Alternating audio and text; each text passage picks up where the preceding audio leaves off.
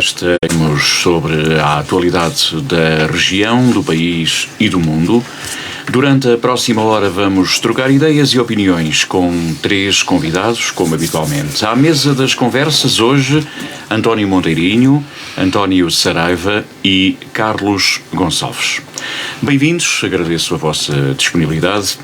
A Câmara da Guarda está há 2 semanas, faz hoje precisamente 15 dias sem serviços informáticos e site, devido a um incidente cibernético complexo, nas palavras do Presidente da Autarquia. O problema tem condicionado o funcionamento de muitos serviços municipais. O ataque informático ocorreu no dia 12 e, na altura, a Câmara publicou uma nota nas redes sociais a dar conta que, devido a um problema informático, precisamente, os serviços online e o site oficiais estavam temporariamente indisponíveis, mas certo é que, até agora, a situação não está resolvida, pelo menos definitivamente resolvida. António Monteirinho. Antes de mais, boa tarde a todos os presentes aqui ao auditório da Rádio Altitude. Bom, nós tivemos uma reunião de Câmara no dia 20, foi antecipada para dia 20, sexta-feira, onde nos foi transmitido exatamente isso que acabaste de falar, de um ataque cibernético complexo. Na altura nós pedimos alguns esclarecimentos adicionais, como deveria ser, e a opção que tomou o Executivo Municipal foi manter aquilo que tinha dito através do seu site, através dos órgãos de comunicação social, nomeadamente através do Facebook, porque na página, como já sabem, não está a funcionar, e o que nos foi transmitido foi precisamente isso, e também foi dito que, como era uma reunião pública, que em privado poderia esclarecer mais os vereadores. Eu acho que isto é um assunto sério e na minha opinião, devia desde o início ter sido esclarecido os guardenses sobre aquilo que se passou.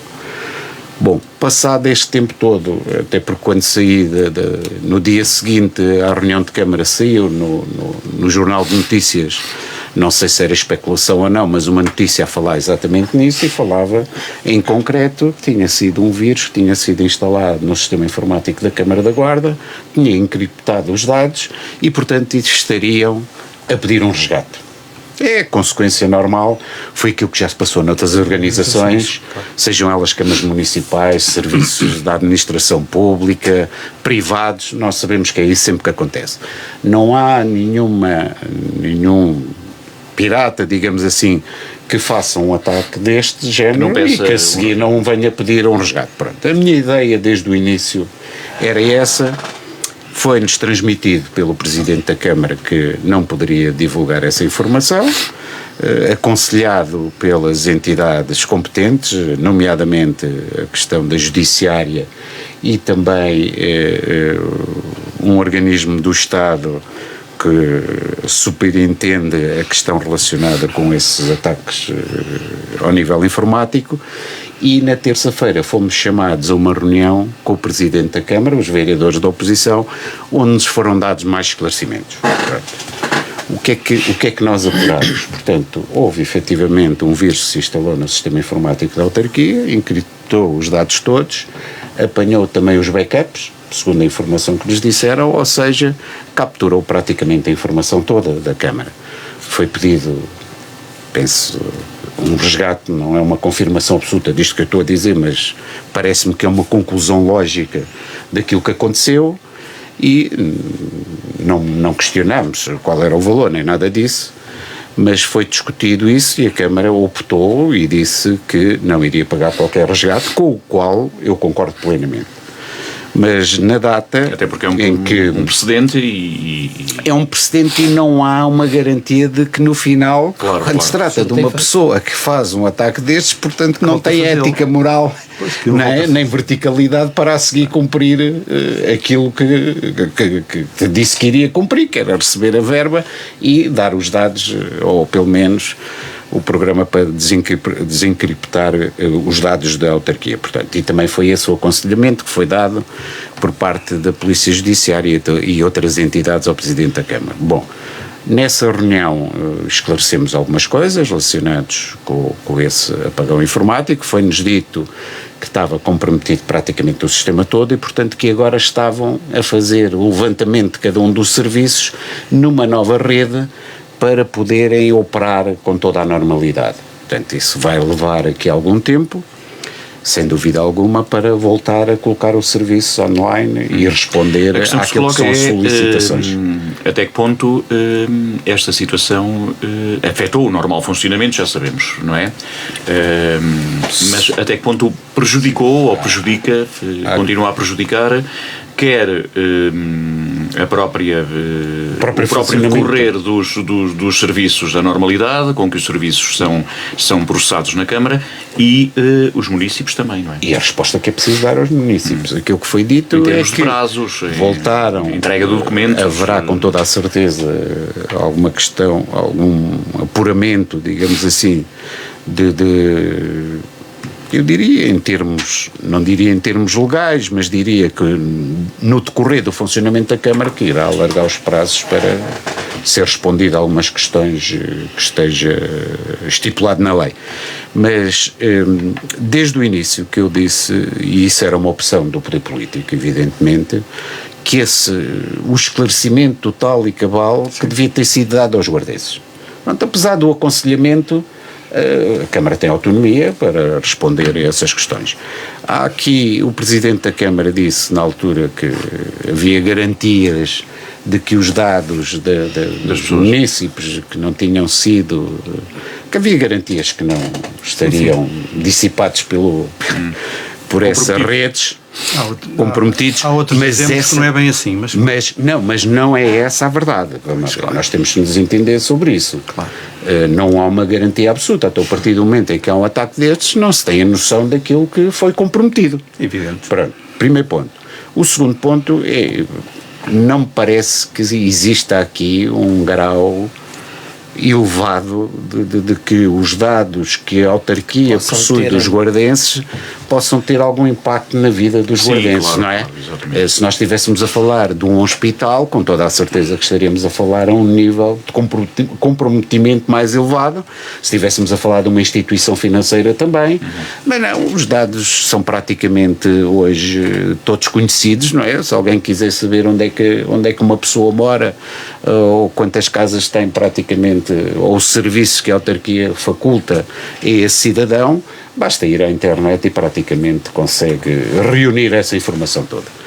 No meu entendimento, a Câmara devia ter optado por um esclarecimento cabal. Eu não estou a dizer, vamos lá ver, é uma crítica construtiva, não é sob o ponto de vista de estar a dizer que o aconselhamento que foi dado ao poder político está incorreto ou não, mas tinha autonomia para decidir de uma maneira diferente e com toda a certeza que outro poder político, e nomeadamente o Partido Socialista, iria reagir com toda a forma. A Câmara terá sido aconselhada a não divulgar toda a informação que possuía sobre e numa fase inicial, numa fase inicial nem sequer se sabia muito bem quais eram os dados que estavam comprometidos e tudo mais. Nem a dimensão. No entanto, devia ter sido esclarecido, porque isso dá aso a alguma especulação. Houve muita discussão sobre o assunto. Devia ter sido logo informado que tratou-se de um ataque, tratou-se de um ataque pirata, de um vírus que foi instalado no sistema e que existe uma série de dados que estão comprometidos. Não sabemos quais são. Eu não sei até que ponto é que também não devia ser dito que foi feito um pedido de resgate, porque é aquilo que acontece na maior parte das instituições. Eu acho que a rapidez com que se passa a informação hoje em dia, foi apresentada uma justificação, só para terminar, acerca disso, que a Judiciária achava que não devia ser dito isso para fazer uma investigação e tentar chegar. Mas hoje em dia é extremamente difícil, quando se trata de ataques destes, é muito complexo determinar. Isto são organizações internacionais que fazem este tipo de ataques e, portanto, é muito difícil se conseguir apurar quem é que efetua. Muito bem, António Saraiva, já lá vão 15 dias. Já lá vão 15 dias. E boas tardes a todos. Não primeiro. há, pelo menos, que tenhamos conhecimento, um timing concreto para que a situação esteja resolvida definitivamente. Eu penso que aí é que há um bocado aquela questão que alguns municípios põem a questão de dizer, bom, mas que venham de esclarecer, vai ser reposto hoje, vai ser reposto amanhã. Quer dizer, eu entendo que esta é uma questão tão delicada, quer dizer, que não é possível para já fazer previsões. E acho que funcionaria até um bocado ao contrário, aí sim, era criar uma expectativa perante as pessoas que depois saía agorada. E aí é que eu acho que seria mais complexo ainda.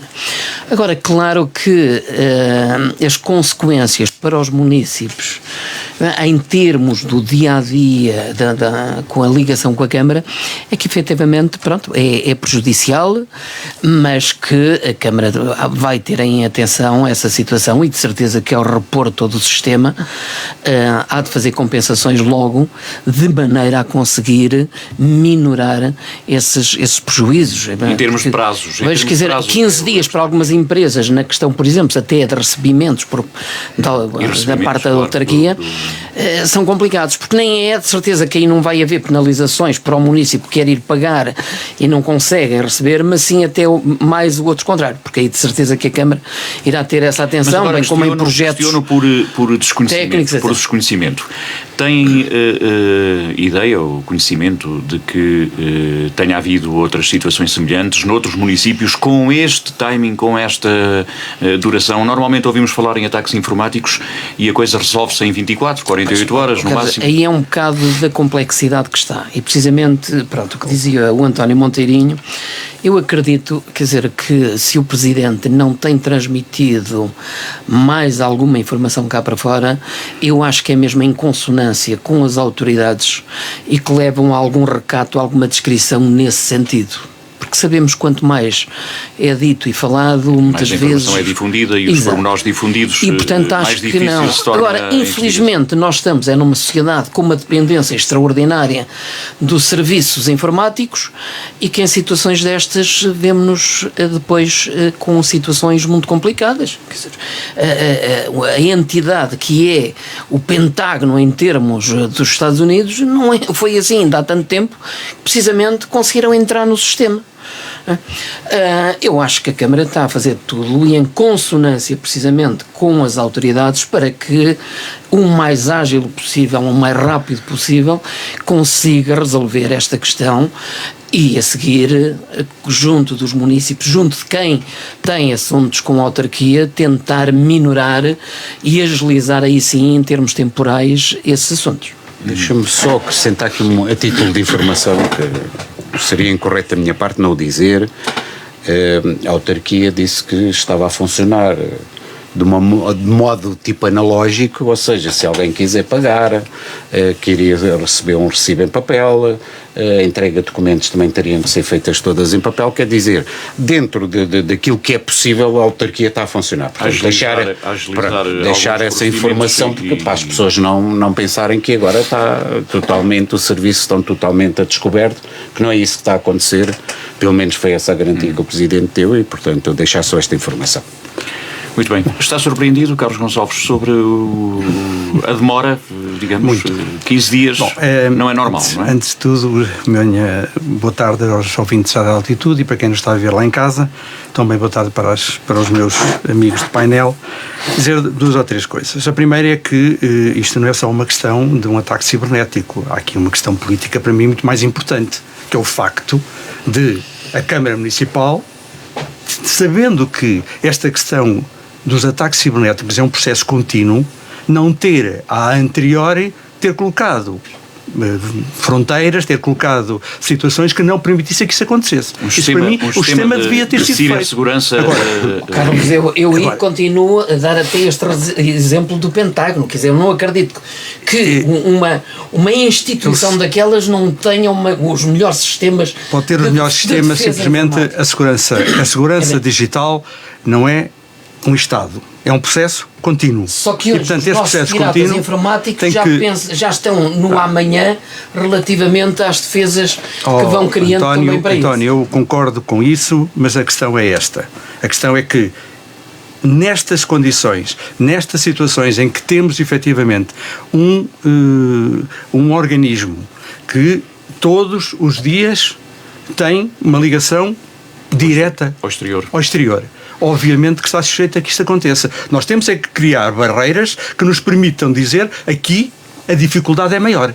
Porque isto é um processo contínuo. Todos os anos, provavelmente, nós temos que encontrar soluções. De qualquer forma, estamos aqui um bocadinho a divagar porque não sabemos se entraria ou não. Ok, é evidente que a gente não sabe. Agora, temos é que tomar a atitude responsável no sentido de criar barreiras que não permitam que isso aconteça, ou pelo menos que dificultem que isso aconteça. Por outro lado também, às vezes falamos, mas a segurança integral da informação e dos dados pessoais dos munícipes está salvaguardada. Eu quero lembrar que houve um ataque à TAP, não há muito tempo, não é? Disseram rigorosamente a mesma coisa. O que é o facto é que 1,4 milhões de clientes da TAP foram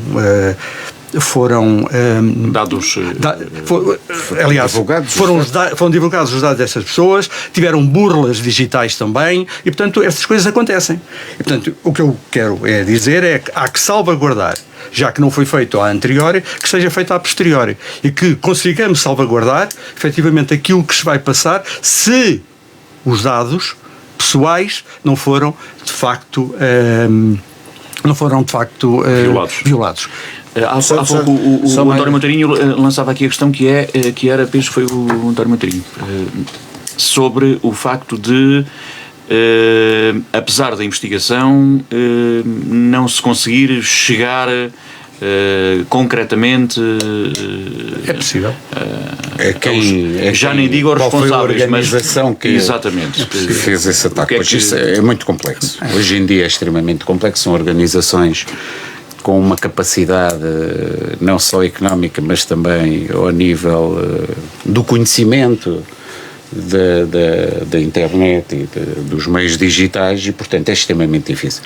Deixava aqui só mais uma informação que acho que era importante aqui para o debate, dizer o seguinte: evidentemente que isto faz-nos repensar tudo aquilo que é o sistema digital da autarquia. E o Presidente da Câmara já veio dizer, e disse-nos particularmente, mas penso que é uma consequência que se tira disto, é que vai ter que se investir uns milhões ou uns milhares largos, claro, na cibersegurança e também no sistema todo informático, no parque informático que existe na autarquia. Portanto, o poder político tem que ter responsabilidades daquilo que acontece, não é? Sabemos que a Microsoft está a trabalhar já na questão, creio. Tiveram cá ou estão cá.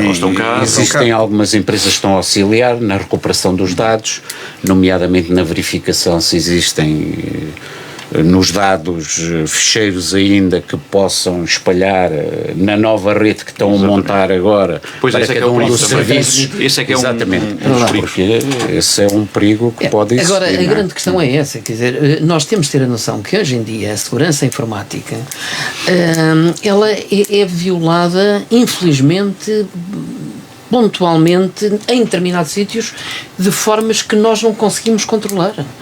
Ainda, precisamente o Carlos estava a falar da questão da... Pode-se minimizar, eu não quero acreditar que aquela empresa, com a dimensão que tem, com as responsabilidades que tem, que a informática está ligada aos próprios aviões, à segurança do avião, que não tenha dos melhores sistemas de segurança em termos informáticos. A verdade é que entra. Pode-se minimizar o eventual dano, mas não se pode evitar. E a verdade é que a Câmara tem ótimos técnicos, está devidamente assessorada nisso, mas são situações muito débeis e este é precisamente a nossa guerra, perdoem a expressão, do futuro. É que vão ser mesmo estes ataques cibernéticos que nos irão pôr em xeque e muitas vezes, se calhar, levar a outros níveis mesmo de guerra efetiva só através dos computadores. Até a nós, pessoalmente, nos pode acontecer isso, não é? Ora bem, mudando um bocadinho de página, mas mantemos-nos na Câmara Municipal, que aprovou por maioria a adjudicação do empréstimo de 11 milhões e 200 mil euros à instituição bancária Crédito Agrícola para as obras de regeneração urbana do Vale do Cabroeiro e, consequentemente, a construção da Alameda dos Efes, ou variante da Tijaquina, como é conhecida. Um empréstimo por 20 anos, com 3 de carência. O assunto será discutido e votado esta sexta-feira em Assembleia Municipal e depois seguirá para o Tribunal de Contas. Carlos Gonçalves, esta de facto continua a ser uma obra que aguarda espera há 20, 30 anos e um comentário sobre este avanço, agora que trata-se de facto de um avanço, apesar de ainda todo este processo precisar aqui de várias fases ainda, não é? Luzes verdes, digamos, da Assembleia e do Tribunal de Contas, nomeadamente. Eu de facto, já falámos aqui... Na Assembleia não haverá problema, porque... Sim, porque tem maioria. Tem maioria e, portanto, Câmara, mas... Nós já falámos algumas vezes sobre este assunto e sobre esta questão do plano de pormenor do Cabroeiro. E já ouvi dizer aqui também nesta mesa que seria uma nova centralidade da cidade. Eu continuo a não achar, mas isso sou eu que acho que aquilo não vai passar de uma rua com 4 faixas que liga a Viceg digamos à rotunda da antiga Tijaquina, e portanto não vai passar disso. Porque aquilo que de facto ali foi feito em termos do plano de pormenor é umas ligações aos bairros e pouco mais do que isso. Portanto, não mas em termos de urbanização para mim, acredito. Não acredito que façam mais do que isso, mas isso é aquilo que eu penso. E, portanto, esta questão de se dizer uma nova centralidade, acho que é demasiado. Mas concentrando-nos naquilo... Na ligação apenas. Eu... tenho que... Já lá vai o tempo em que fazia mais falta? Ela continua a fazer falta, porque ainda por cima existe um problema, que não foi fechada a Viceg, não vai ser fechada a Viceg. Uma altura em que debatíamos aqui, há muitos anos, debatíamos aqui a questão do estacionamento na cidade, e depois, digamos que a falta de estacionamento deixou de ser um verdadeiro problema. Deixa estar no debate, se calhar continua a haver, não é? E atualmente não é assim tão premente. Mas também houve também houve uma regulamentação com a Alameda que já se fala também com a argumentação dos próprios estacionamentos. Houve de facto um aparecimento de mais alguns com estacionamentos. Com a Alameda já se fala também há vários anos. Alameda, depois da Alameda, esta Alameda, a Tijaquina. Vamos lá ver. E portanto é evidente que este empréstimo seria necessário para fazer aquilo, porque a Câmara Municipal por si só não tem condições financeiras para ir fazê-lo. Isto para mim é um ponto único. Esta dos 11 milhões e 200 mil, pelos vistos, não é só para fazer a obra, também é para pagar indenizações em termos de expropriações, que elas ainda estão totalmente feitas.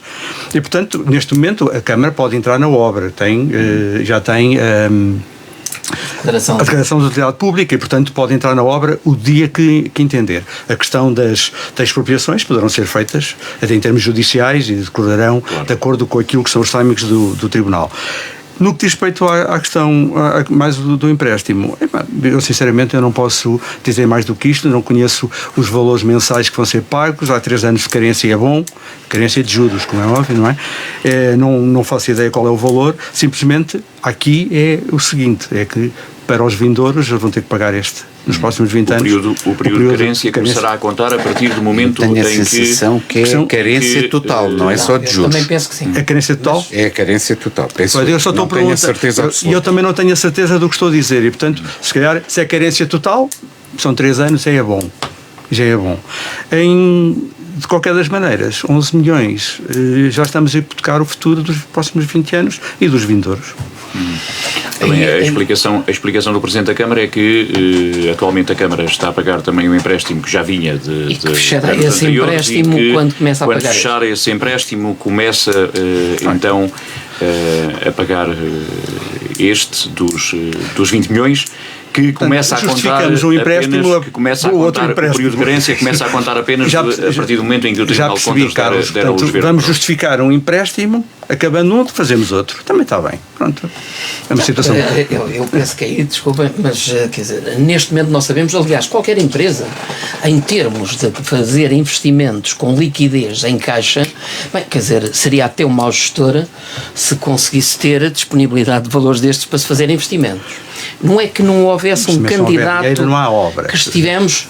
Sim, exato. Portanto, tem que haver dinheiro e tem que haver obra. E esta é uma obra essencial e imprescindível. Nós temos que ter uma reestruturação em termos do fluxo de trânsito e em termos estruturais da ligação de todos aqueles bairros envolventes, que é esta coluna vertebral que vem criar precisamente essa fluidez e essa estruturação. Até porque deve ser a única cidade, não é? Pelo menos que eu conheça, que tem uma rotunda apenas com uma entrada e com uma saída, atualmente, não é?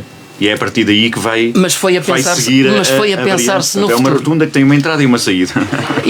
Eu acho que, contrariamente ao que o Carlos Gonçalves diz, eu vejo aquela frente como uma frente urbana mesmo. E cá estaremos para ver. Porque a expectativa toda que é criada naqueles terrenos laterais dá-lhe uma potencialidade e uma dimensão extraordinária para, em termos urbanos, em termos de investimento e de instalação até de serviços, bastante grande. Porque vai ser uma avenida nobre, que faz uma ligação desde a variante ao centro da cidade muito agilmente. E é nessa dinâmica que precisamente a Câmara está a apostar e que vai potenciar e dinamizar, para além de resolver estes problemas com os bairros laterais. São e três com bairros, não é? 3, 4, incluindo a zona industrial. E que vai criar precisamente essa. E daí todo o plano de Cabroeiro poder... Bairro da Luz, Bairro do Pinheiro, não é? Exato. Eu acho que é fundamental. Então, muito bem. Se me permitem, não é? Uma declaração de intenções. É vereador do PS na Câmara. Na Câmara, exatamente. Mas aquilo que expressa aqui foi aquilo... absteve-se nesta sim, exatamente. Nesta proposta. Estivemos-nos nisso, acho que... Como já tinha feito anteriormente, a quando da proposta de aprovação do pedido. Sim. Sim, vamos lá ver. Há aqui 3 aspectos que me parecem relevantes e que foi transmitido à data e que se mantêm atuais. Primeiro aspecto, nós temos de ter em conta que isto é uma obra que nunca será apoiada financeiramente, sob nenhum tipo de apoios financeiros entre entidades ao nível regional e até ao nível nacional. Porque há alguns anos que terminou o dinheiro para fazer obras, para fazer obras novas. Se fosse uma remodelação por aí fora. Agora, primeiro aspecto me parece relevante, todo o investimento está a ser feito a expensas da autarquia. Ponto número 1, mas dentro deste ponto também salientar que eu acho que faltou aqui uma ação política mais concreta e mais acutilante sobre o Poder Central para apoiar esta obra. No meu entender, acho que haveria motivos suficientes para fazer o poder político, sensibilizar o poder político para apoiar esta obra. Havia outras gavetas que poderiam ser... Havia outras gavetas que poderiam ser. Nós estamos a falar de uma cidade que tem sua orografia bastante acentuada e logo, consequentemente, tem um investimento sempre superior em qualquer obra que tenha que fazer na planificação, da urbanização, na construção de novas vias e por aí fora. Este era o primeiro ponto que me parece óbvio. O segundo é, o Partido Socialista expressou durante a campanha que não era a prioridade. A prioridade, e no entender do Partido Socialista existiam outras prioridades. Já foi uma prioridade. E a primeira prioridade, no nosso entendimento, foi aquilo que sempre dissemos, quando tivemos na campanha, seria a variante que ligaria à Sequeira. Mas não estão em causa essas, e aliás nessas com o Poder Central e precisamente a apoiar. Mas em 2017 sentaram-se à mesa, na altura o Presidente da Câmara Álvaro Amaro e o Sérgio Costa, e assinaram, e desde 2017 passaram 9 anos, e nesses 9 anos não aconteceu absolutamente nada. Portanto, aquilo que eu digo é que, da parte do poder político, tem que existir aqui mais acutilância política, mais exigência política, e essa obra tem que avançar, porque efetivamente, só para termos uma noção da dinâmica que pode criar o Porto Seco. Vocês reparem, vão-se fazer obras na Avenida de São Miguel. Quando o Porto Seco estiver no seu apogeu, prevê-se milhares de caminhões a passar por ano. Estamos a falar em largos milhares de caminhões a passar. Estamos a falar em caminhões pesados. E isso significará que todas as infraestruturas que existem não vão ser capazes de dar resposta. E, portanto, a prioridade seria essa, sob essa cutilância. Depois, dizer que a segunda prioridade, no entender do PS, era um pavilhão multiusos. Isso, um centro de congressos. De qualquer forma, o Porto Seco, está a começar agora também. Sim, mas há timing suficiente para fazer uma ligação. Não sei, criou as minhas dúvidas. Se começasse ao mesmo tempo, teria a certeza que possivelmente terminaria mais ou menos ao mesmo tempo e iria funcionar na sua plenitude. O problema é que não existe, no meu entender, a acutilância política que seria necessária, a exigência do Poder Central sobre os investimentos que são necessários para a Guarda. Pronto. E depois dizer que, no meu entender, esta obra vale muito mais pela construção da área habitacional, do parque habitacional que se vai desenvolver ali, do que propriamente na via. Nós não estamos numa cidade em que, para se deslocar, mesmo no período de maior fluxo de trânsito, que seja necessário passar horas no trânsito como se passa em Lisboa, ou largos minutos. Claro, e, portanto, evidentemente que é uma via importante, que é uma via importante. Essa ligação é importante. Acredita que, de facto, vai ser uma obra importante pela construção urbanística que vai ser implementada? Mais pelo parque habitacional. Mais pelo parque habitacional. Está muito otimista em relação a essa. Mais pelo parque habitacional do que propriamente pela via, digamos assim, que vai ser realizada. Portanto, foi esta a opinião que eu expressei desde o início. Quem reside, por exemplo, no bairro da Luz, por exemplo, quer dizer, é o demonstrarem os problemas que eles passam, que se eles quiserem vir apanhar a Viceg, eles têm que vir ao centro da cidade ou têm que se deslocar abaixo para conseguir vir depois para um parque industrial. A um dos tubos da cidade. Há aqui uma falta de fluidez, não foram cozidos os nossos bairros. Foram feitos isoladamente como remendos. E esses remendos não foram cozidos. E não haja dúvida que esta coluna, para além dessa situação, como diz o António Monteirinho, de que em termos urbanísticos vai haver uma qualidade totalmente diferente, com bastante qualidade, em termos urbanísticos, de toda aquela frente. E isso acho que vai.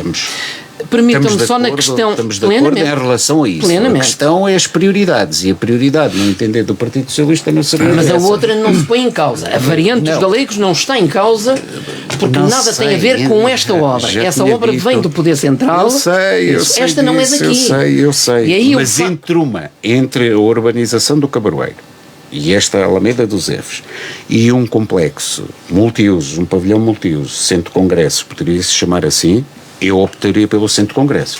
Mas vocês reparem, ninguém acreditará no projeto Porto Seco com a atual ligação pela ponte da estação.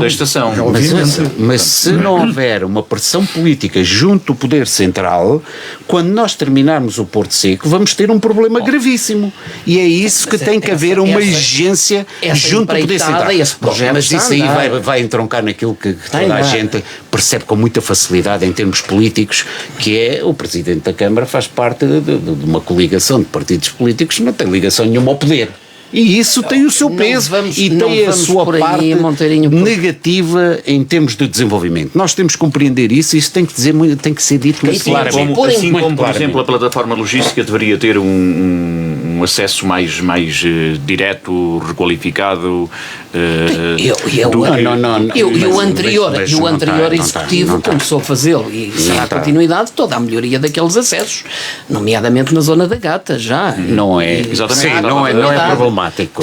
Já está melhorado. Agora, as grandes influências nós tínhamos que pôr em causa, então todos os partidos já passaram pela Câmara, quer dizer, porque é que determinados investimentos nunca avançaram. Eu concordo plenamente contigo até na questão do pavilhão multiusos.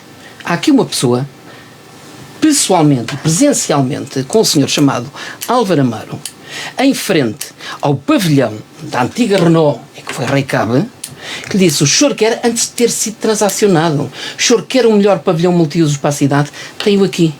É um melhor complexo. Com recinto vedado, com recinto pavimentado, com estacionamentos, a dar um potencial extraordinário àquela centralidade que é a estação e ainda com o complemento de tudo o que era estacionamentos e infraestruturas do Polis. Estamos a falar de uma atividade económica que se ali desenvolveu e que está a funcionar. E acesso rodoviário, ferroviário, etc. Era um potencial extraordinário para a zona da estação. Disso.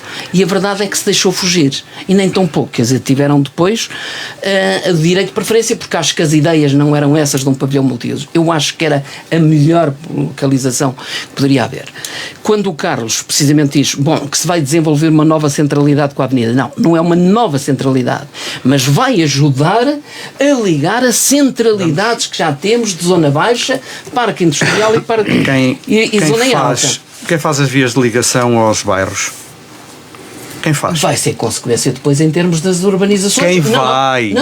Não, a DICEG já tem. O plano da. Quem vai fazer são os privados, é isso que vais dizer. O plano da Alameda já tem. Não, desculpa, tem. Na apresentação, Carlos, na apresentação. Tem as ligações, eu sei que tem as ligações, eu sei. Agora, algumas vão cair já. O plano passou pela OLS, eu sei. Agora, a questão é esta. As ligações estão feitas, eu estou a dizer quem é que as vai fazer. Não será a Câmara de certeza absoluta. Tem que ser os privados. Estão desenhadas. E portanto tem que ser o privado a fazer. Exato, mas algumas caem já na abrangência de loteamentos. Vamos aguardar. Agora, vamos aguardar que estejam desenhadas, que temos o bom exemplo de Viseu aqui ao lado, que os particulares, os investidores, se quiserem, ou seja, quando for bem infraestruturar aquelas zonas, os privados é que vão complementar. Fazer essa rede, a rede, não é? A rede é que vai ser feita pelos privados. Das ligações. E já agora permitam-me que se calhar também será até um pontapé de saída para outro assunto que hoje mais ou menos está aí. Quando nós dizemos o Poder Central não investe em mais Alcatrão. Bom, mas quer dizer, mas tem que haver situações que tenha que sair... Alcatrão novo. Alcatrão novo. Que tem que sair do dinheiro do Poder Central, sair à comunidade económica.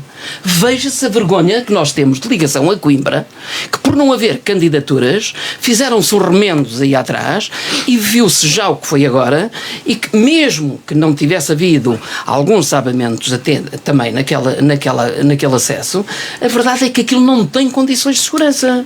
Até e nós não merecemos uma ligação a Coimbra digna e capaz. Claro, isso tem que sair dos cofres do Estado sem haver dinheiro da comunidade, saia. Agora, tem que se investir. Vens de encontro àquilo que eu disse, não é? Que o Poder Central devia investir em determinadas obras que são necessárias para o desenvolvimento dos concelhos e do distrito. Mas falta peso político. Para concluir, só queria dizer duas coisas. A primeira é que eu concordo com aquilo que o Moteirinho disse relativamente às prioridades. Eu acho que a variante da Sequeira, a variante dos Galegos, é efetivamente uma... E irá acontecer, de certeza. Em 2017 assinaram o acordo, 9 anos depois vamos esperar. Nada feito. A verdade é que o homem, neste momento, das infraestruturas... Em 2017 estava o homem das infraestruturas a assinar o acordo, o protocolo entre a autarquia e as infraestruturas de Portugal. É que o Porto Seco está em execução. Acredito sinceramente que provavelmente até ao final do ano aquilo estará concluído pelo andar das obras e, portanto, vamos ter um problema efetivo, que não temos variante à Sequeira. Esse é o primeiro. Segundo, o dinheiro que foi gasto naquilo que eram as tendas para a feira, não é? Com esse dinheiro tinha-se... Para a feira, quando falamos da feira, para a FIT. Para a FIT. Tinha-se ganho dinheiro para se poder avançar com um motivo. Era isso que devia ter sido feito. Essa para mim era a prioridade. Para isso, mas trazia poupança significativa e grande. Na altura tínhamos até uma infraestrutura fechada, sem utilização, em que a Câmara podia ter António, mas eles não queriam, na altura, da opção. Até teriam. Provisoriamente, porque estava com umas condições extraordinárias. Acredito que sim. Acharam que devia ser noutro local. O que é forte é que nem adquiriram aquele e foi noutro local. Podemos fazer aqui um termo de comparação. Por exemplo, em Pinhel, as feiras são realizadas em pavilhões de antigas fábricas. A Guarda é praticamente a única sede de concelho do distrito Distrito da Guarda que Não não tem tem pavilhão efetivamente multiuso. um Espaço pavilhão pequeno. que seja capaz de dar a resposta Grande ou pequeno, a um não tem, evento não tem. cultural, um evento esportivo a sério, é aquilo que nós Claro que assistimos. temos que ter um que exige Bem, daqui a quantos anos? Daqui a quantos anos? O Carlos Gonçalves ia concluir aqui qualquer desculpa. Não, eu ia dizer que, de facto, as prioridades são importantes para o nosso município e as prioridades deviam ser estas. Porque eu acho que aqui há uns anos atrás o que se dizia era que a plataforma logística e iniciativa empresarial era efetivamente a alavanca de desenvolvimento da nossa cidade e do nosso concelho, quiçá do Distrito da Guarda. O que se passou é que, com o tempo, demorou, isto parece que teve em banho-maria não sei quantos anos, e que agora, pelos vistos, já está em expansão.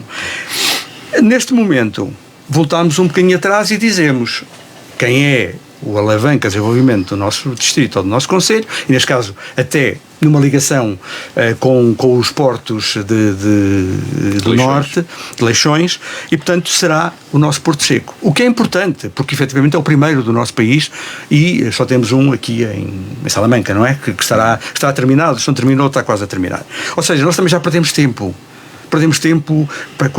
com guerrilhas políticas, ou porque era o Partido Socialista que efetivamente estava no poder e que deu um pontapé de saída, mas depois, obviamente, que é o PSD que vai para o poder e a partir daí vamos pensar de novo o que é que vamos fazer e estas coisas demoram, mas pronto. E convenhamos que é o primeiro investimento no país. Com portaria, com zona de publicada, com garantias de fiscais, etc. Com guarda fiscal, este guarda fiscal entre aspas, não é?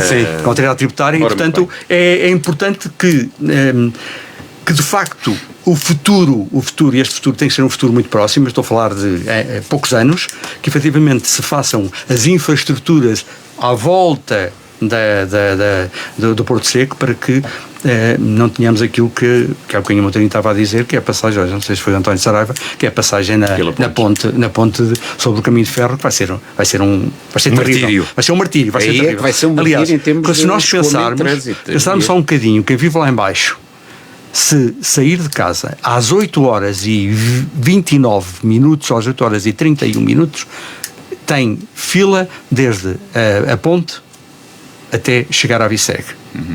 É isto que está a acontecer neste momento. É evidente, dizem-me assim, mas isto não é Lisboa, mas o que é um facto é que nós não estamos habituados a ter este tipo de coisa. Com 2 ou 3 ou 4 caminhões vai ser pior. Pode ser muito pior. A urbanização do Cabarroeiro não vai dar resposta aí. Não vai não. Não vai. Pois essa que é. Mas a variante da Sequeira também iria dar resposta a isso. Iria ou não iria? Era as duas questões. O trânsito de pesados e também o trânsito de ligeiros para a população. Complementarmente com as obras na Avenida de São Miguel, porque a grande questão... Eu julgo que já foi anunciado, não sei se foi pelo Presidente da Câmara, que tinha havido ou houve uma alteração ao projeto, àquele que era o projeto inicial, em que uma via para cada lado. Exato, para conjugar o reforço de vias.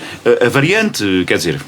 Quando falamos em variante, não falamos propriamente de uma estrada e o possível que é fazer, possível para se fazer, eu prefiro o possível para se fazer, mais do que o perfeito, quer dizer. É possível fazer do que fazer mudada, não é? Exatamente, se nós constantemente alteramos o projeto, a urbanização do Cabarroeiro, vamos lá ver... Não vai ser mais um aeroporto... A urbanização do Cabarroeiro, todos nós sabemos que foi chumbada na última Assembleia Municipal do anterior Executivo e, portanto, depois houve uma alteração e já se passaram desde aí 6 anos e ainda não temos nada em concreto. Portanto, é este tipo de situações que têm acontecido. Entre aquilo que é possível fazer e o perfeito é melhor fazer-se. Portanto, se tinha uma via, começava-se por aí. Já era uma resposta, pelo menos, ao trânsito dos pesados. E com toda a certeza que o trânsito dos pesados não é toda a hora que tem um fluxo elevado, já também passava os ligeiros. Agora, vamos fazer uma alteração, 2 vias para cada lado. Eu acho perfeito. Acho que devia ser logo desde o início isso. Mas isso não aconteceu. Agora, quantos anos vamos passar à espera? Mas aí, essa é que é a questão. Precisamente quando o Presidente Sérgio Costa agarra no processo e começa a batalhar lá em baixo, se vê que efetivamente fez vingar que aquele projeto, quer dizer, tinha que ser dimensionado. Onde é que estava em 2017? Estava sentado na mesa ao lado do Álvaro Amar a assinar. o protocolo com as infraestruturas com de Portugal. responsabilidades e sem Pronto, mas o que eu estou a dizer era todo o Executivo. Vamos lá ver, o Executivo funciona em bloco e as prioridades e as estratégias discutem-se dentro de casa. Bem, mas não nos podemos esquecer de todo ninguém um passado. acreditará que o Porto Seco entra em funcionamento ninguém acreditará. mais ou menos Eu acredito, eu também acredito. Pelo menos não acredito. Ainda não esteja a variante. Não, a variante vai acontecer. Pode haver um desfazamento às vezes de uma obra ficar feita primeiro. Pode ser o Porto Seco não ir a funcionar nas devidas proporções para o qual foi destinado, porque não tem o acesso como deve ser, e isso vai retardar temporariamente pode ser uma consequência. Agora, atenção que em termos da Avenida de São Miguel ainda, voltando aí um bocadinho, aquela avenida não é tão bem a questão só dos pesados, é uma questão de orgânica, e que o projeto prevê. Exato, porque com a solução da rotunda sobre a ponte do caminho de ferro e em uma anterior que é feita, até o trânsito ligeiro tem outra fluidez que não tem neste momento.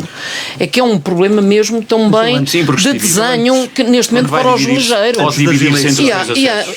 E a obra está para Tribunal ainda já para Tribunal de Contas. Carlos, não. É que antes qual é Tribunal de Contas? A Avenida de São Miguel. Não, a Avenida de São Miguel. Sim, estão todas. Sim. Não, a questão é que estão todas. Não há nenhuma obra. E vem assim. Tirando os investimentos que estão fora do PRR. Pensei que ela já ia começar. Da forma como o Sr. Presidente disse, que a obra já ia começar. Todas as obras estão fora para começar já.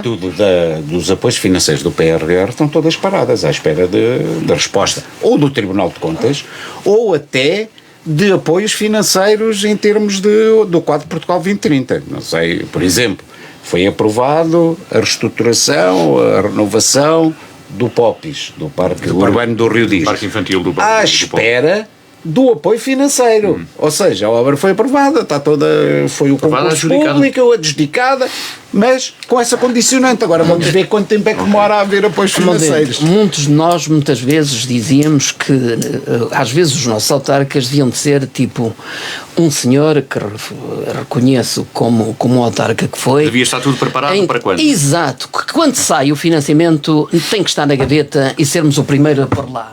E se não tivermos na gaveta, que foi precisamente o que aconteceu muitas vezes nesta terra, é que se não tivermos o projeto, se não tivermos estes processos todos que se possa andar, quando queremos alguém se adianta. E nós não ficamos. E portanto nisso o Sérgio Costa tem demonstrado o que quer e tem planeado e projetado. E tem que se começar por algum sítio. Tenho as minhas dúvidas, mas pronto. Mas são discordâncias políticas. Vamos virar aqui.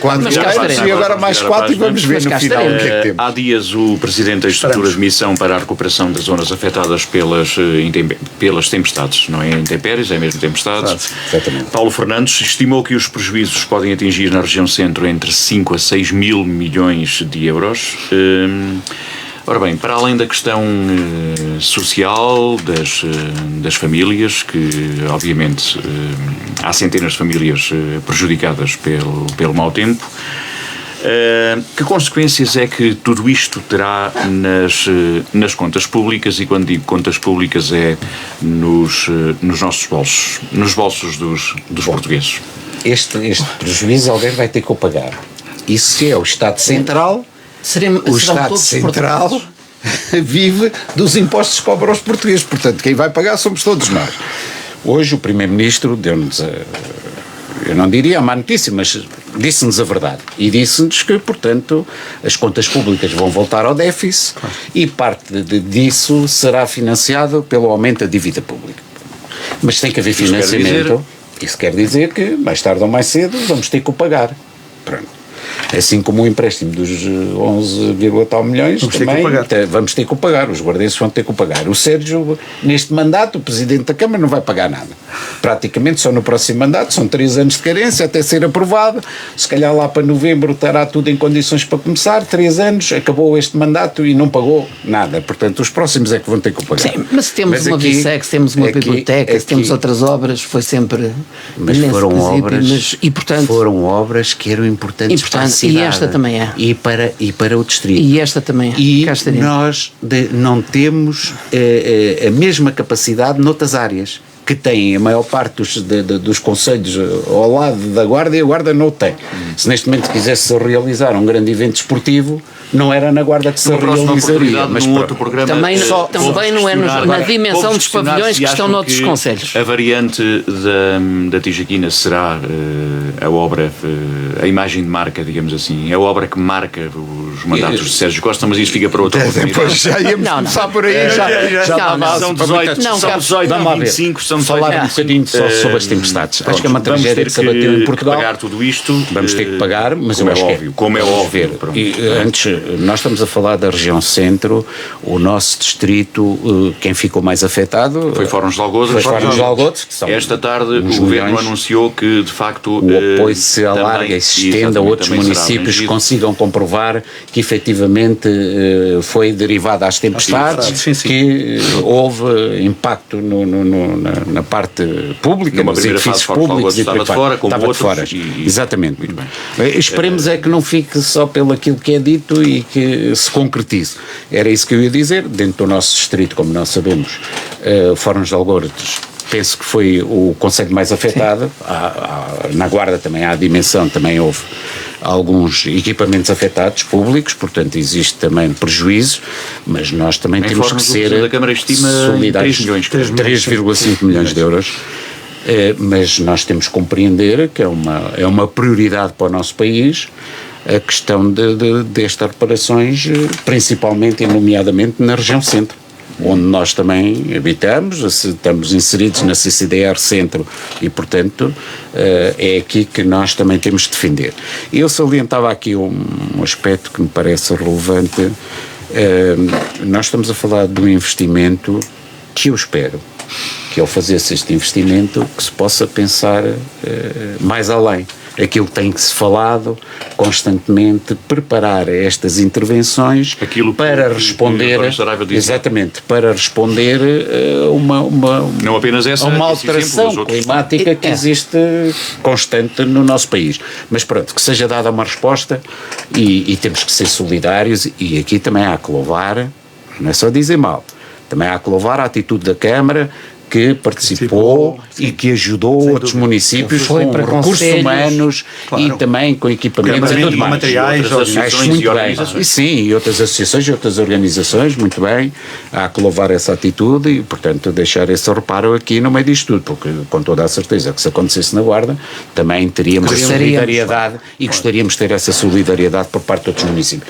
Mas aqui, só para terminar, a questão de criar um fundo para responder, um fundo municipal que possa dar uma resposta a este tipo de acontecimentos, de eventos, acho que era fundamental. Acho que o Governo tem pensado seriamente nisso, em que apesar de não serem frequentes, sim, mas que tenham ter um bolo financeiro que possa responder rapidamente a solicitações deste tipo de acontecimentos.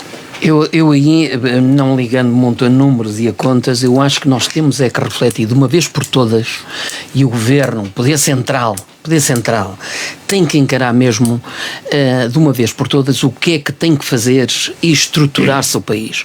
Vêm os incêndios, temos a calamidade que tivemos, o que é que fica depois? O que é que se faz? Zero. Vêm estas inundações, o que é que se faz? E é aqui que nós temos que encarar aí o que queremos. Então, neste aspecto da água, os nossos recursos hídricos, o país que nós temos, com a riqueza hídrica que temos, e que não é aproveitado, nomeadamente depois para este controle. Não se pode encarar que no Mondego tenhamos uma barragem aqui na zona da Guarda e depois a próxima só já é a da Agueira. Quer dizer, está mais que provado que de Girabolhos viria logo regularizar. Mas pequenos açudes ao longo ainda de todos estes troços, por exemplo, seria isto. E nós, pequenas barragens, pequenos açudes, quer dizer, que iam dar uma regularização de... Neste aspecto até, já hoje li um artigo, precisamente de um técnico da área do ambiente, que, cuidado, ou nós nos preparamos já e começamos a atuar nas zonas onde, em termos florestais, esta intempérie varreu aquelas matas, ou a seguir irá ser o problema dos fogos, porque a massa de combustível florestal que está no terreno, bom, então vai ser um fósforozinho extraordinário para. E é isto é que nós temos que pensar, e nós acho que nunca quisemos ainda olhar a sério... E depois o incêndio, e depois a erosão, e depois as cheias, etc. Isto é sempre bola de neve. Um ciclo vicioso. E, portanto, temos que, de uma vez por todas, estruturar o nosso país de forma do que é que queremos. E os recursos hídricos, então, com a falta de água, que efetivamente, e que cada vez mais será daquelas, algo muito valioso, nós temos que... Isto é irónico, não é? Exato. É um pouco irónico. Água demais. Este ano foi água demais. Tínhamos o Alentejo e o Algarve com seca há um tempo atrás, neste momento agora temos lá mais. Nisso. Portanto, tem que haver todo um estudo e tem que haver um planeamento e execução de obra para que tenhamos de uma vez por todas algo equilibrado. Carlos Gonçalves. É evidente... Começando naquela parte, vamos ter que pagar, evidentemente... Vamos ter que pagar, obviamente que sim. Eu só queria chamar a atenção para dois números que têm a ver com a balança corrente de capital do nosso país. No ano passado houve um excedente de 8,3 mil milhões de euros, que foi de 2,7% do PIB português. Já em 2024 já tinha sido também 9,5 mil milhões e, portanto, eu quero dizer que este excedente que nós tínhamos é excedente que vai ser necessário para fazer o pagamento daquilo que de facto foram os resultados das intempéries e das nossas tempestades. E daí esta divulgação ao anúncio do Primeiro-Ministro, no sentido de que era essa a minha conclusão. Contem efetivamente com o déficit, porque efetivamente isto vai acontecer. Por outro lado, eu acho que o programa que o Governo neste momento tem em estudo, que é o PTRR, que muitos não gostam da sigla, é o caso do secretário-geral do Partido Socialista, acha que não se deve chamar assim, mas eu, para mim, é igual. Eu acho é que nós deveríamos, não era fazer um novo plano. O que nós deveríamos era juntar a este plano todos aqueles que foram feitos ao longo destes anos. E há coisas bem feitas. Há coisas bem feitas relativamente ao clima, relativamente àquilo que são as alterações climáticas, àquilo que é a água, como diz o António Saraiva. Existem coisas feitas, foram feitas ao longo dos anos por todos os governos. E, portanto, há que juntar isso tudo e não se tornar a fazer novos estudos, porque os estudos... Estar a fazer tudo novo. Acho que é um erro crasso. Existem programas extremamente bem feitos e que, obviamente, têm que ser passados aplicados e passados para o papel. Até o próprio nosso plano... O plano de revitalização do Parque Natural da Serra da Estrela, que tem um estofo financeiro que já devia ter sido implementado. E aí já existe o plano, não existe o financiamento. Não existe o financiamento, só existe o plano. E, portanto, aí existem regras que permitem também ter alguma atenção para aquilo que são as florestas e para aquilo que é o ordenamento florestal na Serra da Estrela. Isso é uma atenção daquilo que disse o Saraiva, que tem a ver com o seguinte, com os incêndios. Os incêndios é um problema, que vai ser um grande problema no verão. Porque nós esquecemos de um pormenor. É que após os incêndios vêm as chuvas. E essas chuvas não é só erosão, são escorrências de hidrocarbonetos que vão para onde? Para os lençóis freáticos, que vão, por exemplo, aqui para a nossa albufeira do Caldeirão. E que, de facto, se as nossas estações de tratamento de água não tiverem condições efetivas para poderem fazer este tratamento, nós corremos o risco de não ter a água de qualidade que neste momento temos. Exatamente, foi só um exemplo. Isso é um exemplo. E, portanto, nós temos que ter isso em atenção. E todas as pessoas que, de facto, tiveram as suas vidas estragadas, passo esta expressão, têm que ser ajudadas. Porque nós ao pensamos, nós olhamos para os outros e dizemos assim, e se isto nos acontecesse a nós? O que é que nós faríamos? Nós estarmos durante um mês sem água e sem luz, o que é que nós faríamos da nossa vida? Isso é grave. E, portanto, estas pessoas têm que ser acarinhadas. E o Estado tem que olhar para elas. Agora já ninguém fala nisso, mas as previsões, na altura da tempestade Christine, apontava para que esta região da Guarda fosse uma das mais atingidas. Mas desceu. Houve ali uma alteração de rota, digamos. E a Christine decidiu passar noutros locais, porque podia ser complexo, pelo menos eu tenho isso para mim, podia ser complexo, tendo em conta que que se trata de uma terra alta, Uma não é? posição Uma geográfica. posição bastante mas também digamos que houve aqui uma alteração climática que levou para o desvio para sul, porque senão nós poderíamos ter aquilo que aconteceu a sul, podíamos ter acontecido a nós. E agora estamos a fazer aqui outro tipo de análise mais complexa.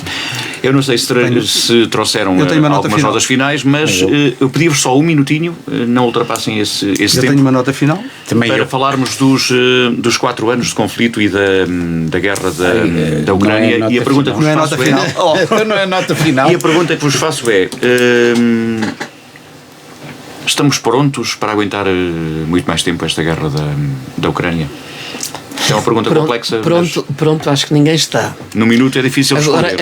Mas a grande questão é que se não continuarmos a estar prontos e de mãos dadas em termos da Europa, então a situação descambará e será de outra forma.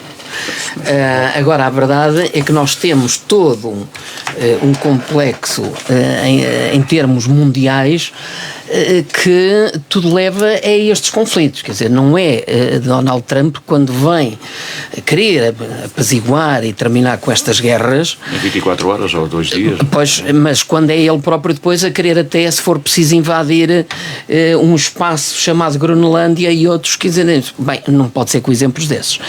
E portanto acho que o mundo tem mesmo que se rever, tem que haver uma força e uma pressão muito grande em termos de união, para que se consiga de uma vez por todas tentarmos apaziguar estas frentes e não é alimentar outros pontos no Irão, em Israel. Exatamente. E então nessa questão da Groenlândia, especialistas na matéria, comentadores e não só, dizerem que nos preparemos para mais pelo menos 4 anos. Mais uns anos. E já agora aproveito, Carlos Gonçalves, avançar também para as notas finais.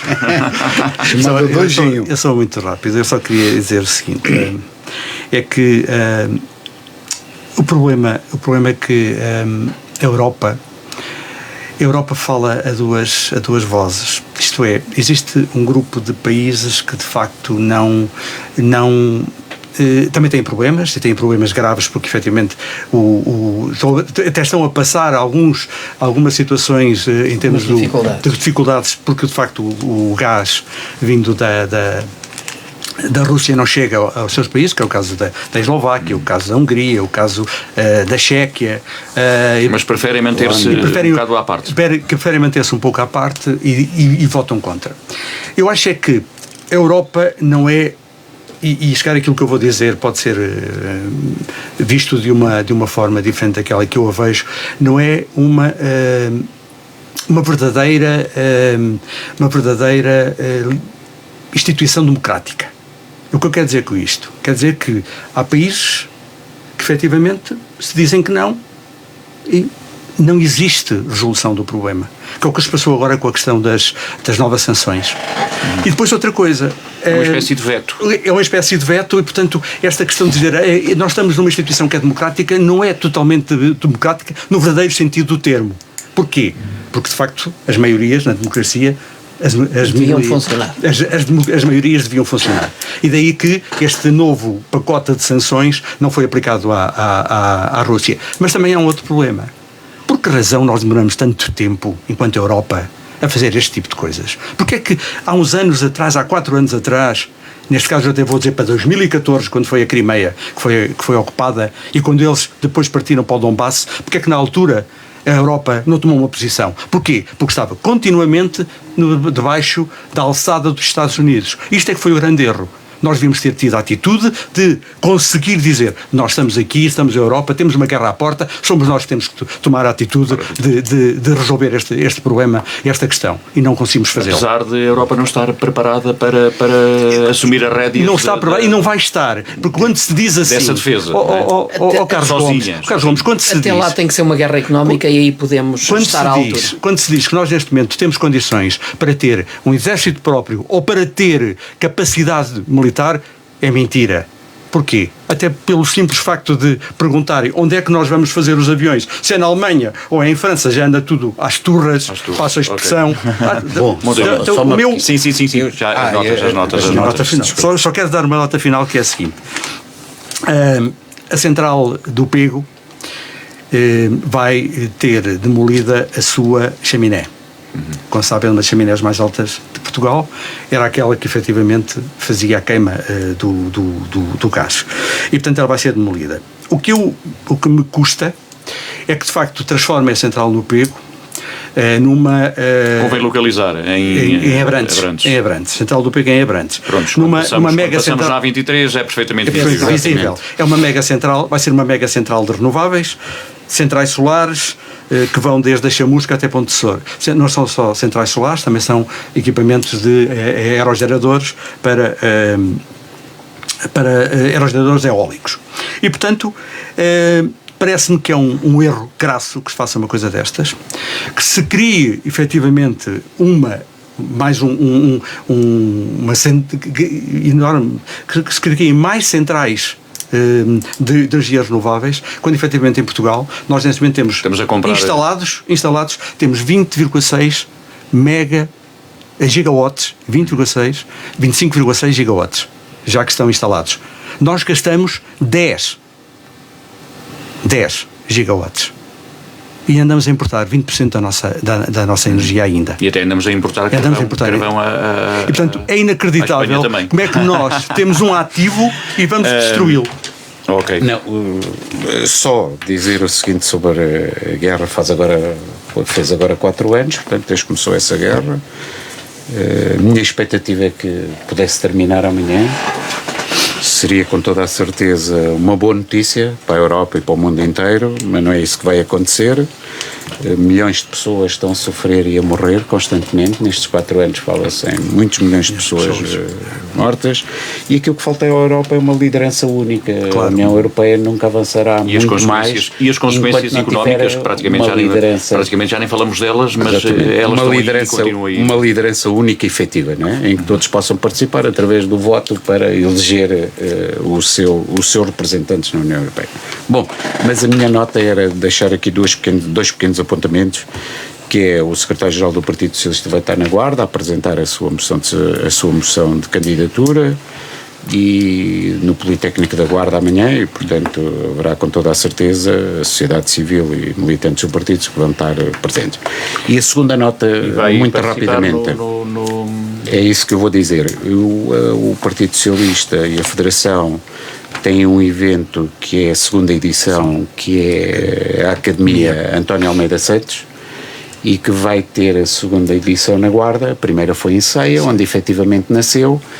Depois esta será na Guarda, onde efetivamente desenvolveu uma grande atividade política. Eu penso que ainda pode ir mais além, mas deixar estas duas notas. Na sexta-feira à noite e no sábado haverá, portanto, este evento para toda a sociedade civil. No Café Concerto do TMG e depois na sala António Almeida Santos, na Câmara Municipal de Guarda. Já agora, só nota final, então, um desafio, e aproveitando os microfones da Rádio Altitude, convidar os presentes e todo o auditório.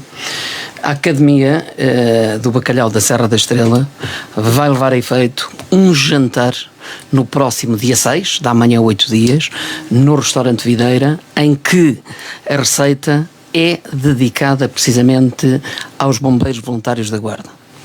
Para, de alguma forma, a Academia se juntar aos 150 anos. Deixo o desafio a todos os ouvintes que se possam associar.